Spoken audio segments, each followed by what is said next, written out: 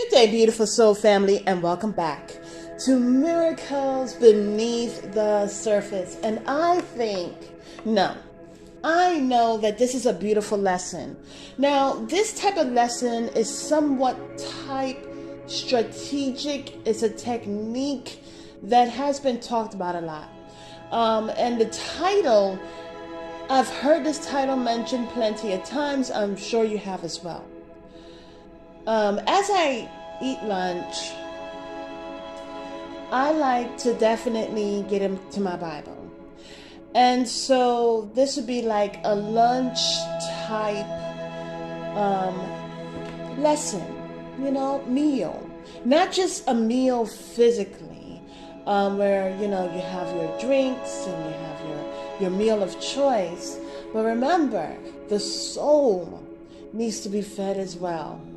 And so I have my Bible closed. I opened my Bible and it brought me to Joshua. Now, I'm not going to read all of it, but as Joshua, I encourage you to read Joshua chapter 5, verses 2. Okay? Now, Joshua chapter 5, verse 2, actually before that, just Joshua chapter 5, actually. And the mid part of Joshua chapter 6. And so I'm just going to paraphrase it, but it is a beautiful read. And I encourage you to get into the Bible and really, it's you're feeding your soul. Now, you may be someone, if you hear this and you're not a Bible enthusiast, I encourage you to get your Bible. I encourage you to connect the Word of God. You see, so interesting. You're connecting with the Word of God. You're connecting with that of which is infinite. And how we view the Bible, hallelujah, should change. Because it says that the heavens and the earth will fall away, pass away. But the Word of God is infinite.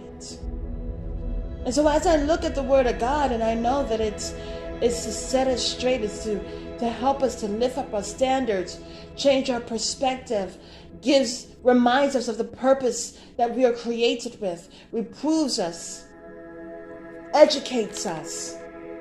There is no way that you can go into the Bible and come out still confused. And if you are still confused, I encourage you to pray. And I encourage you to meditate upon the Word. Hallelujah. Because there's more in there than meets the eyes. So as brought out in Joshua chapter 5, it talks about how the children of the Israelites, they were needing to be circumcised again because their parents were circumcised. But then their parents had fallen away, had passed away, but the children needed to be circumcised. And so upon the children being circumcised, which was the order from the Lord and instructions from the Lord, as brought out in chapter 5, verse 15. And so they were to, just chapter 5, they were to circumcise the children, the Israelite children, and there was a covenant made. Okay? Now,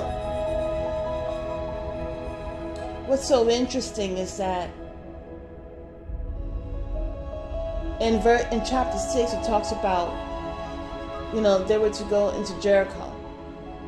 It says, now Jericho was strictly shut up because of their children of Israel. None went out and none came in. And the Lord said to Joshua, see, I have given you thine hand, Jericho, and the king thereof, and the mighty men of valor.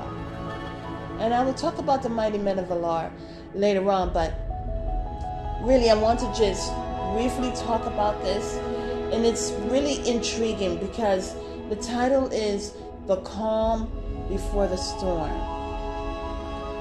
Now, when you understand cycles and seasons, you can understand and appreciate where the world will deem as full of tumultuous storms and stress. The children of God, as they draw even more nearer to God Almighty, they will know what season it is. They will understand things going on. And usually there is a calm before the storm.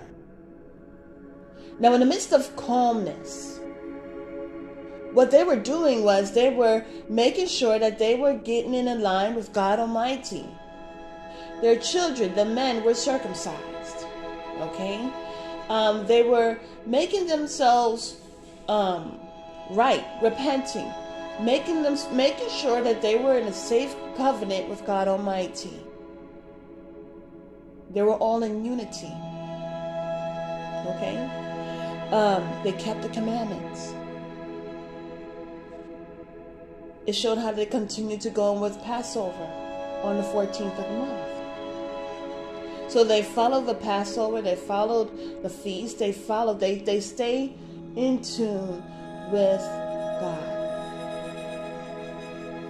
So then it also shows more instructions where this was a mighty wall. It seemed like an impenetrable force. But the thing about it is that no one was to complain, for the Bible says don't complain. Just trust in the Lord. Really, I'm paraphrasing. Don't complain. And so as they followed and took heed to the instructions that were given to them, they walked around the city once for 6 days. And it shows what the priests were doing and everything. And they were quiet.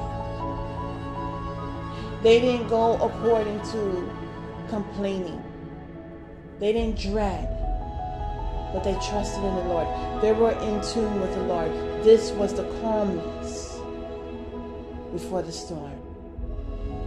So, as the world is, there's so much that we're seeing in the world. But the thing is that when we are focused on God Almighty, and we know that God is the warrior, God is the mighty in battle, what we do is not do what the world does, but we get ourselves in tune and in check with God. We repent.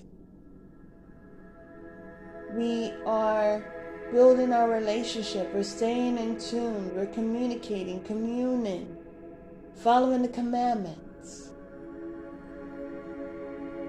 That is what you do in the calmness.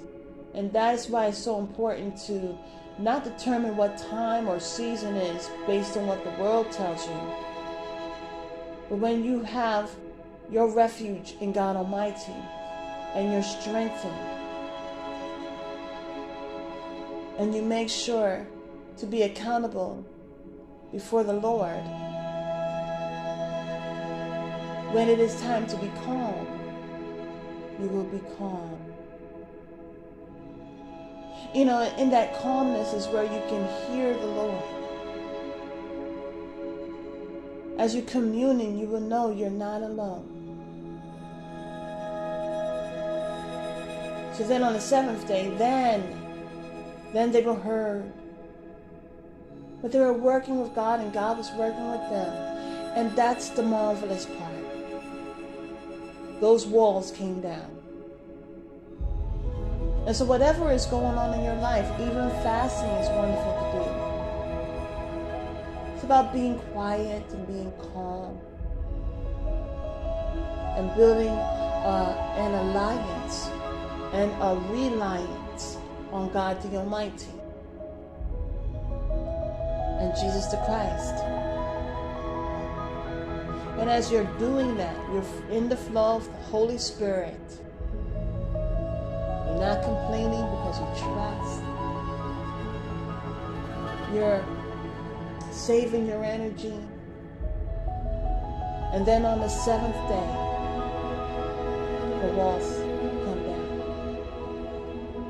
If you're going through situations